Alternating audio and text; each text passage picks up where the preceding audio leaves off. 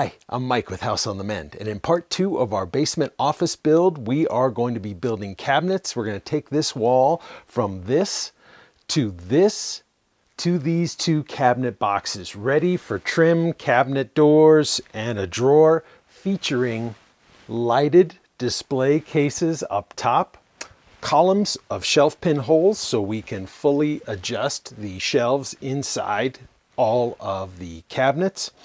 I have my electronic dry cabinet for my camera gear that I can house right in it, and we'll have a full extension drawer on the bottom. So let's get started.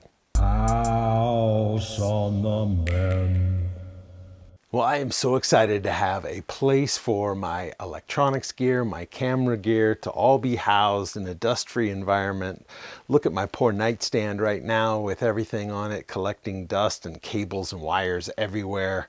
It's going to be perfect to get it all housed right in this area of the cabinetry, and that's why I put in these outlets here on our first video in my office series. Well, you have the benefit of being quite a bit into the future and seeing what the end product looks like, but I think it'll be fun to see what I'm hoping for in the beginning and then whether or not we made it.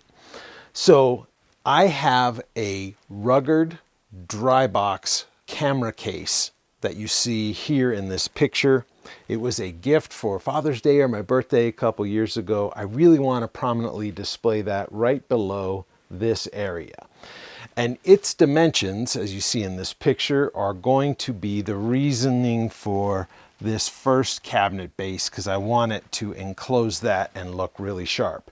That's going to give us from what, about right here or so over for the other set of cabinets, which is why they are off in their size. Now, in keeping in mind this outlet right here and the camera mount for my light box, as you see in this picture, I believe that 20 inches for the actual case, leaving what, about an inch or two for trim and doors will be perfect. It won't obstruct this outlet in any way. We're going to come off with a piece of trim several inches off of this wall so when the door opens it doesn't impede the outlet.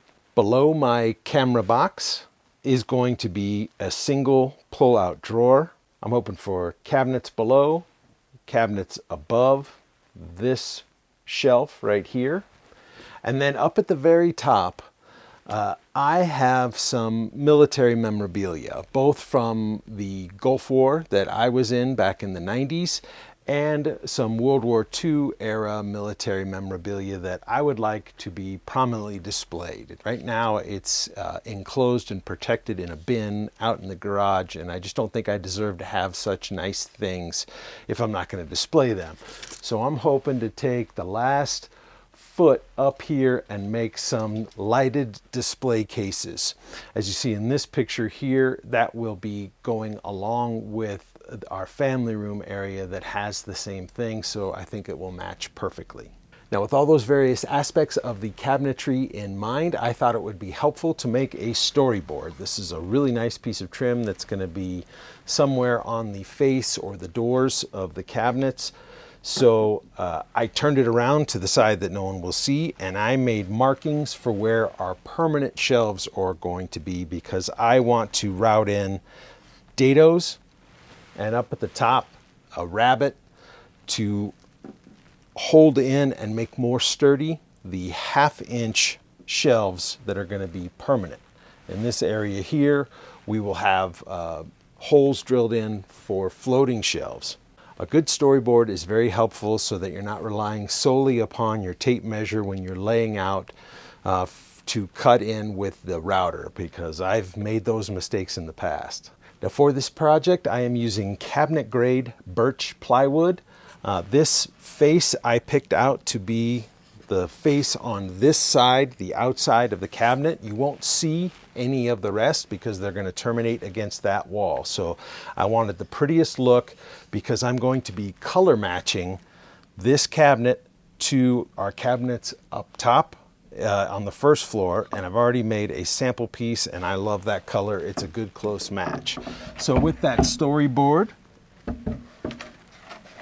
You can see here I have laid out all the corresponding dados and the one rabbet up top on all 4 pieces of plywood that are going to make up our 2 cabinets. Now, if you watch the first video in the office series, I had originally planned on keeping this connection with the 2 walls exposed, but a lot of the boards, when they dried significantly and shrank, so I think it looks a lot better with this piece of trim on both sides of it. So I've already installed that, and that is going to be the perfect offset for the start of our cabinets right here. So the next thing I need to do is get the measurement to where the second cabinet will terminate, and that's not going to be just based on the width of the camera box. It also, I have to take into account the width of the trim on both sides.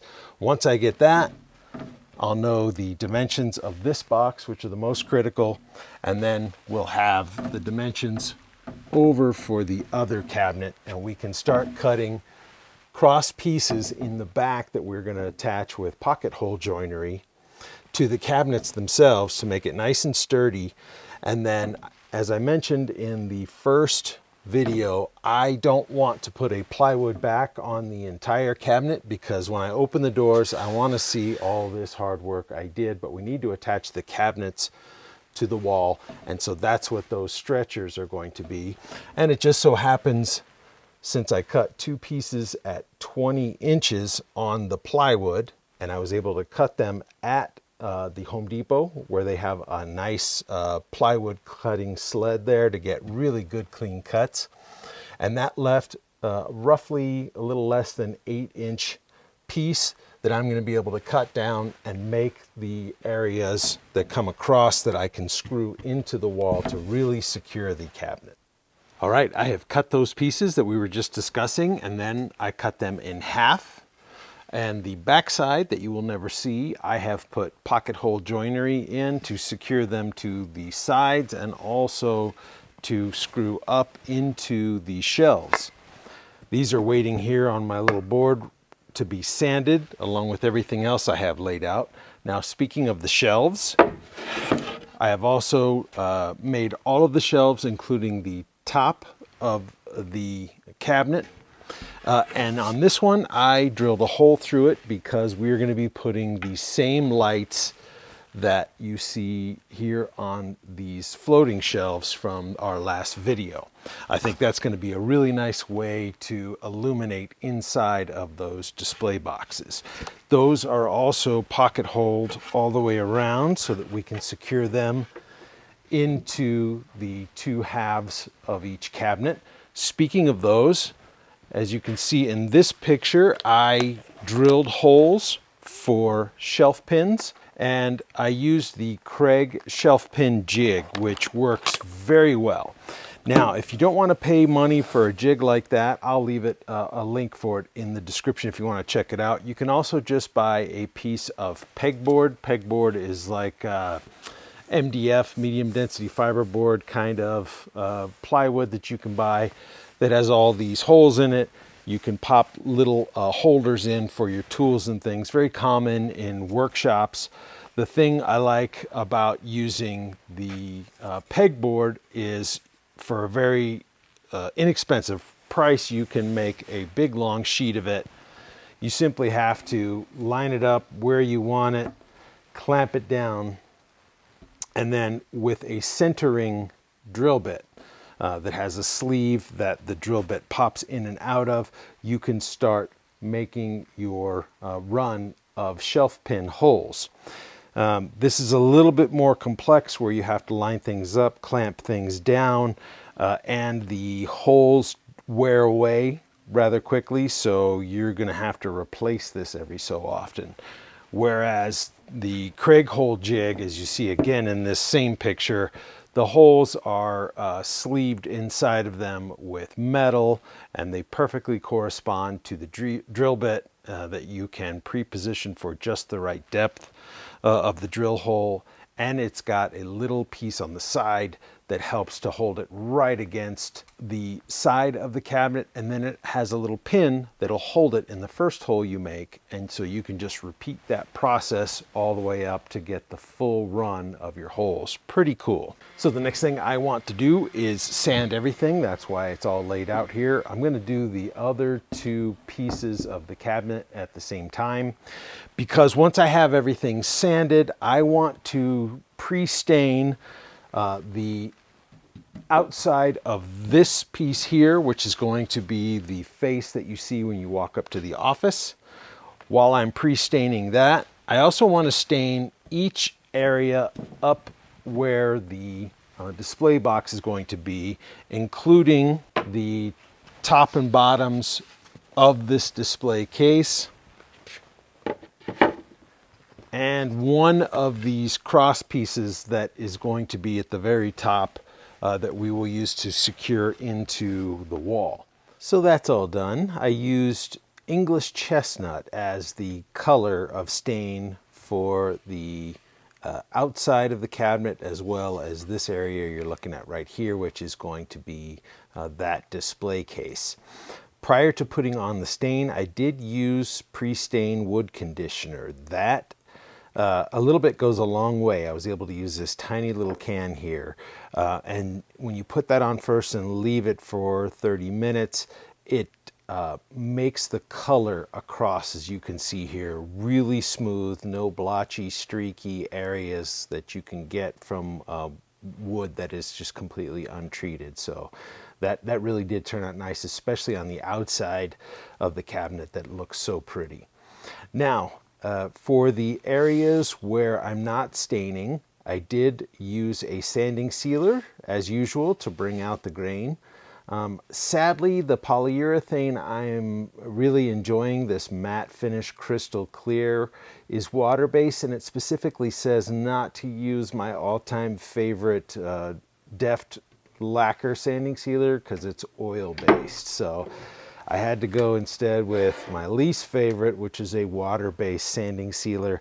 I've had trouble in the past with them bubbling up on the foam brush and leaving kind of a nasty residual, but that did not happen with this. It worked just fine. So next thing I'm going to do is every other surface, including the stained surface, is going to get a polyurethane coating. Well, the time has finally come for my favorite part of any build, the assembly.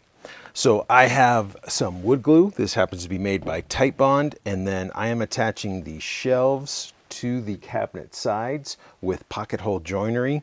So in this case, I am going to be trying out these 3/4 inch, much shorter screws than I've been using in the past. If you watched the video where I made the pull-out drawers, every one of those screws protruded through the side of the cabinetry, and I had to cut them off and sand them down with a grinder. So I'm going to try these and see if we can avoid that altogether and still make strong furniture. Now this little guy right here at first glance might look like a stealth bomber, but in actuality it is a clamp that I made at home out of plywood. I just notched this corner off so it doesn't get in the way. But I'll set it down like this, clamp it here, put the shelf on, clamp it to the shelf, and that makes sure this shelf will be perfectly square.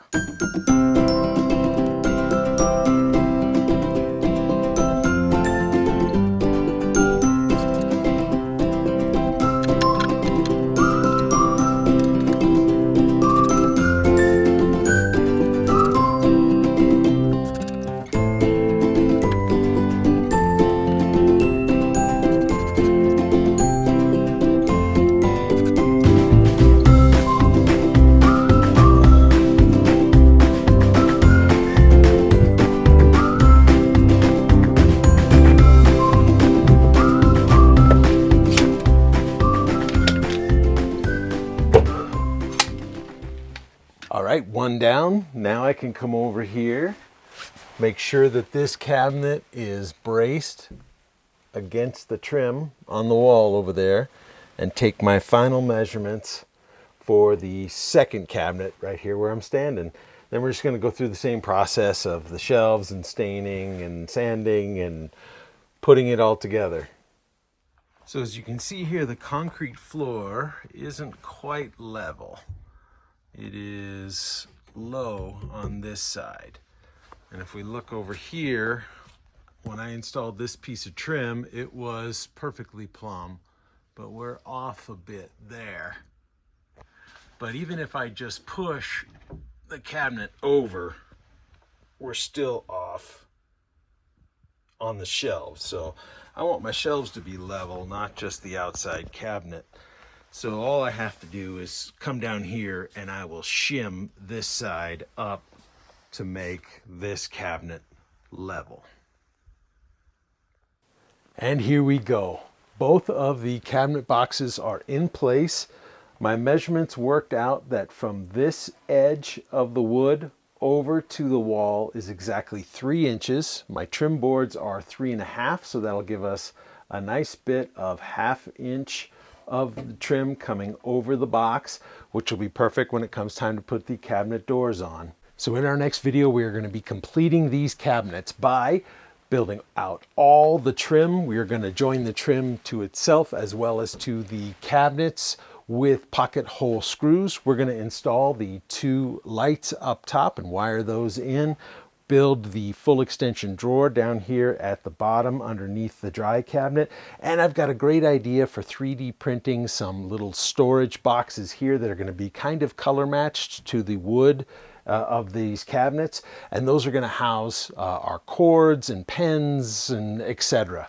So if you found this video helpful, will you please give it a thumbs up? It's really helpful to the channel. Also, please consider subscribing. I work really hard to put out good quality videos. There's plenty more to come, and it's very helpful to the channel. It's also free. All you do is log into your YouTube or Rumble account, click follow or subscribe. It's really, really helpful beyond your understanding, most likely, and I appreciate everyone who's done that. So I'm going to leave links for this cabinet as well as some of the tools and joinery that I used in this video. Full disclosure, those will be Amazon affiliate links, so if you click on them and make any purchase, it won't cost you a thing, but I do get a small reward at the end of the month. Until next time, thank you for watching.